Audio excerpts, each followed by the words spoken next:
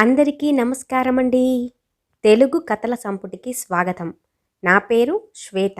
ఈరోజు మనం చెప్పుకోబోయే కథ అబ్బరాజు జయలక్ష్మి గారు రచించిన అమ్మ అనే కథను విందామండి. కథలోనికి వెళ్లే ముందు మన ఛానల్ని మొదటిసారిగా చూస్తున్న వారైతే సబ్స్క్రైబ్ చేసుకోవడం మర్చిపోకండి.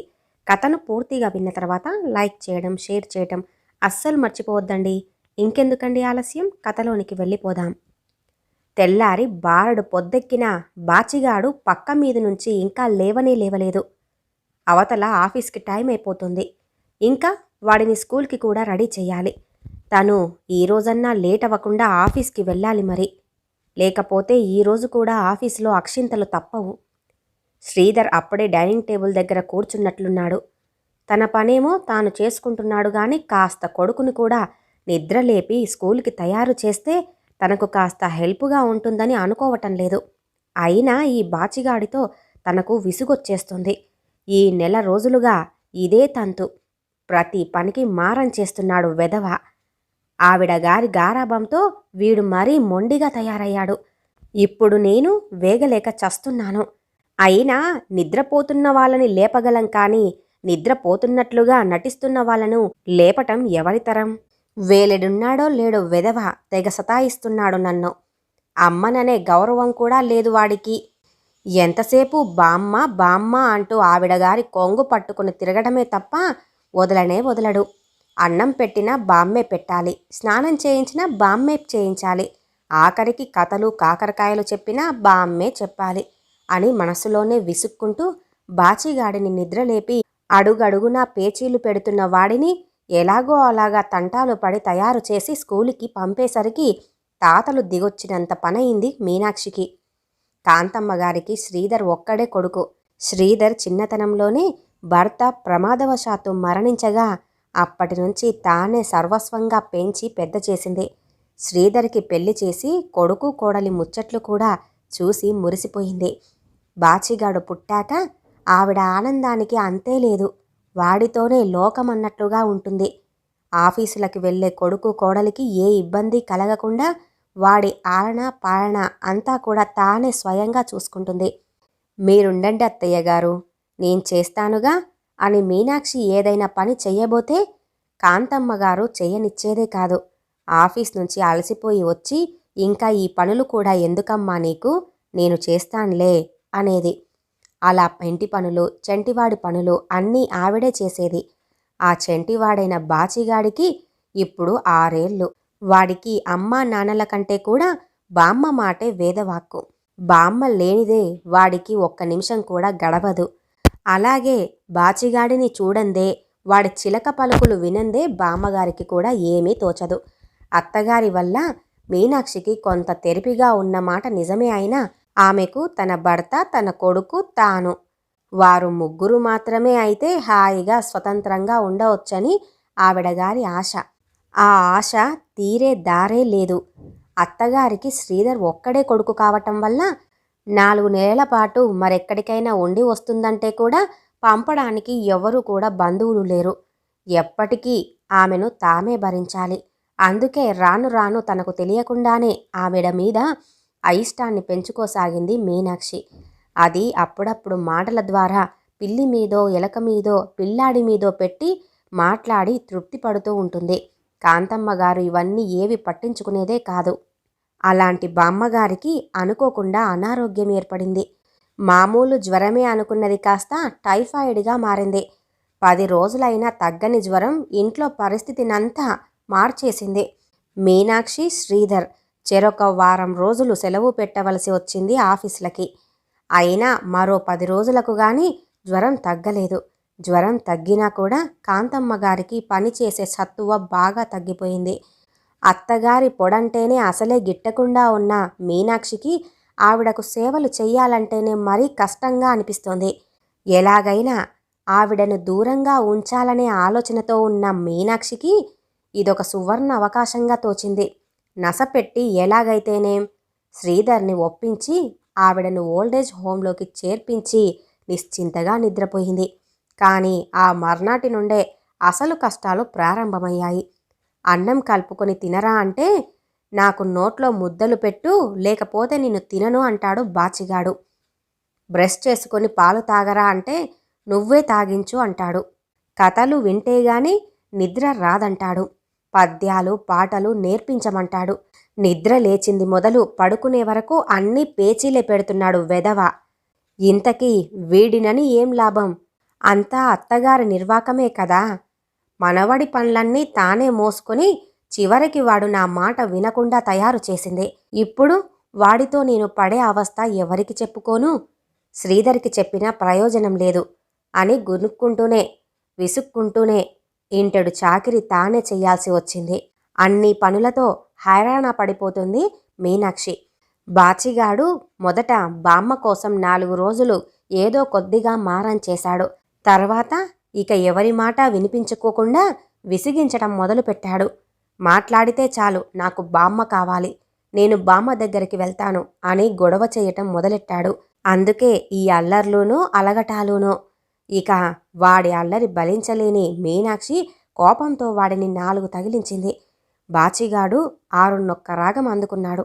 ఏరా బాచిగా, ఎందుకురా మమ్మల్ని ఇలా సతాయిస్తున్నావురా వెధవా అంది. బాచిగాడు ఉక్రోషంగా, బామ్మని ఎందుకు ఇంట్లో నుంచి పంపేశారు? నాకు బామ్మ కావాలి, నాకు బామ్మ ఇప్పుడే కావాలి అని పెద్దగా అరిచేశాడు. బామ్మకి ఒంట్లో బాగోలేదు కదా, అందుకే కొన్ని రోజులయ్యాక తీసుకొద్దాంలే, ఇక్కడైతే ఎవరు చూసుకుంటారు అని ఏదో నచ్చజెప్పబోయింది. ఏం మీరున్నారుగా అన్నాడా బాబు. మేము ఆఫీసులకి వెళ్ళాలి కదా నాన్న, అందుకని అంటూ ఇంకా ఏదో చెప్పబోయింది మీనాక్షి. అయితే నేను చూసుకుంటాను బామ్మని, స్కూల్కి వెళ్ళను అన్నాడు బాచిగాడు. అదేంట్రా, నువ్వు స్కూల్ మానేస్తే ఎలాగా? అయినా చిన్నపిల్లాడివి, నువ్వెలా చూసుకుంటావు అంది మీనాక్షి. నేనేం చిన్నపిల్లాడిని కాదు, నాకు 6 ఏళ్ళు అన్నాడు ఆరిందలా 2 చేతులు నడుము మీద పెట్టుకొని ఛాతి వెనక్కు వంచుతూ. అయినా నాకు తెలియకడుగుతాను, అప్పుడెప్పుడో నాన్నకు జ్వరం వచ్చినప్పుడు, నీకు జ్వరం వచ్చినప్పుడు బామ్మే కదా చూసుకుంది మిమ్ముల్ని. నాకు జ్వరం వచ్చినప్పుడు కూడా బామ్మే కదా అన్ని పనులు చేసింది. మరి అప్పుడు మనం కూడా ఓల్డేజ్ హోంలో ఎందుకు చేరలేదు? మన బామ్మను మనం చూసుకోకపోతే అక్కడ ఎవరు మాత్రం ఎందుకు చూస్తారు అంటూ ప్రశ్నల వర్షం కురిపించాడు అబ్బాయి. వాడి మాటలు విన్న మీనాక్షి అవాక్కయింది. వాడికి ఏ విధంగా సమాధానం చెప్పాలో తోచలేదు. చిన్నవాడు, వాడికి ఉన్న ఆలోచన తనకు లేకుండా పోయింది.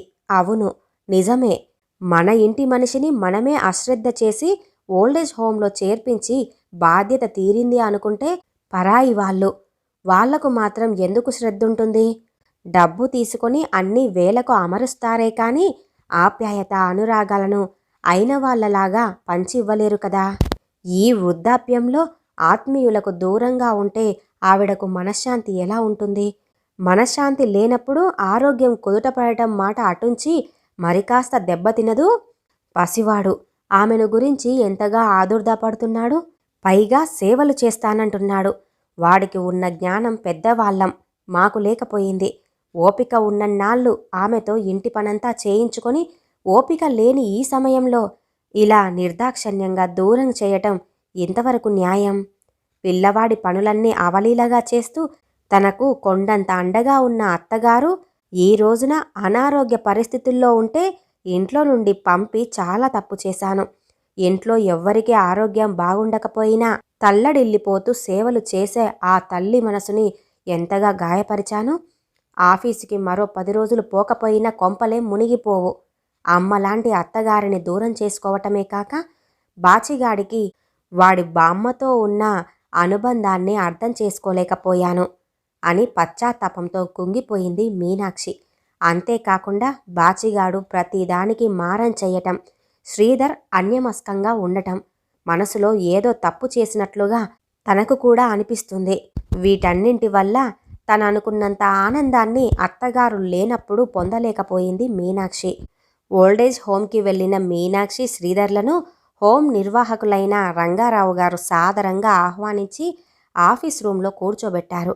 కాసేపు మాట్లాడిన తర్వాత రంగారావు గారు, ఓల్డేజ్ హోమ్స్ని వృద్ధుల కోసమే కేటాయించాము. ఎంత ఎక్కువ మంది వచ్చి ఈ హోంలో చేరితే మాకు అంత ఎక్కువ ఆదాయం వస్తుంది. కానీ నిజానికి మేము అలా అనుకోవటం లేదు. ఎందుకంటే అనాథలైన వాళ్ళు, అసహాయులైన వారే మా హోంలో చేరాలని మేము కోరుకుంటాము. కొడుకులు, కోడళ్ళు, మనవలు, మనవరాళ్ళు అందరూ ఉండి కూడా వారిచే నిరాదరింపబడిన వారిని కూడా ఇక్కడ ఆదరిస్తాము. కానీ వారిని కలపటానికే సాధ్యమైనంత వరకు కృషి చేస్తాము. ఎందుకంటే పసిపిల్లలు అమ్మమ్మ, నానమ్మల ఒడిలో పెరగటానికే ఇష్టపడతారు. తాతయ్యల చిటికెన వేలందుకొని తడబడే అడుగులు వేయాలని ఉబలాట పడతారు. వారు చెప్పే కథల మీద ఇంట్రెస్ట్ చూపిస్తారు. అది వారి జన్మ హక్కు. దానిని మనం దూరం చేయటానికి ప్రయత్నించకూడదు. అనేక కారణాల వల్ల ఉమ్మడి కుటుంబాలు బాగా తగ్గిపోతున్న ఈ రోజుల్లో పిల్లలకు అమ్మమ్మ, తాతయ్యల దగ్గర పెరిగే అవకాశమే లభించటం లేదు. అటువంటప్పుడు మీ బాబును అపురూపంగా చూసుకునే బామ్మగారిని మీరు దూరం చేసుకోవద్దు. ఈ నెల రోజులుగా మనవడి కోసం కలవరిస్తున్న మీ అమ్మగారిని చూసి నేను చెబుతున్న మాటలివి. ఆమె బాబు కోసం మానసికంగా దిగులు పడుతున్నందున త్వరగా కోలుకోలేకపోతున్నారు. మనవడి ముద్దు ముచ్చట్లతో మీ సమక్షంలోనే ఆమె త్వరగా రికవరీ కాగలదు అంటూ ముగించారాయన. ఇంటికి వచ్చిన కాంతమ్మగారికి బాచిగాడిని చూస్తూనే కొండంత బలం వచ్చినట్లయింది. బాచిగాడైతే బామ్మగారిని చూస్తూనే పరిగెత్తుకుంటూ వచ్చి ఆమెను చుట్టేసుకున్నాడు. వాడిని చంకనెత్తుకొని ముద్దులు కురిపిస్తున్న అమ్మ ముఖంలో ఆ కనిపిస్తున్న ఆనందాన్ని చూస్తున్న కొడుకు శ్రీధర్కి తన చిన్నతనంలో అమ్మ తనను ఇలాగే ఎత్తుకొని ముద్దాడిన రోజులు గుర్తుకొచ్చి ఎందుకో తనకు తెలియకుండానే కళ్ళు చెమ్మగిల్లాయి. మీనాక్షి పోరు పడలేక తల్లిని ఓల్డేజ్ హోంలో చేర్పించినప్పటికీ తను రోజు వెళ్ళి వస్తున్నట్లుగాని, రంగారావు గారి సలహాతోనే తను ఏమీ పట్టనట్లుగా ఉన్న విషయంగాని మీనాక్షికి ఎప్పటికీ తెలియజేసే అవకాశమే లేదు. ఇంట్లో ఉన్న పెద్దవాళ్లను కాదనుకొని దూరం చేసుకుంటే ఇల్లు మనసు కూడా ఎంత చిన్నబోతాయో మీనాక్షికి అనుభవంలోకి వచ్చినందుకు, ఆమెలో తానాశించిన మార్పు వచ్చినందుకు శ్రీధర్ చాలా సంతోషించాడు. ఇవన్నీ కూడా తనకు ఏమాత్రం పట్టని బాచిగాడు మాత్రం హాయిగా బామ్మ పక్కలో పడుకొని కథలు వింటూ కమ్మగా నిద్రలోకి జారుకున్నాడు. ఈ కథ ఇంతటితో సమాప్తమండి. ఈ కథ గనుక మీకు నచ్చినట్లయితే లైక్ చేయండి, షేర్ చేయండి, అలాగే సబ్స్క్రైబ్ చేసుకొని మన ఛానల్ని ఎంకరేజ్ చేయండి. మీ యొక్క విలువైన అభిప్రాయాలను కూడా కామెంట్ రూపంలో తెలియజేయండి. ఇంత మంచి కథను మనకు అందజేసిన అబ్బరాజు జయలక్ష్మి గారికి ధన్యవాదాలు తెలియజేసుకుంటున్నానండి. మరొక మంచి కథతో మళ్ళీ కలుద్దామండి. నమస్కారం.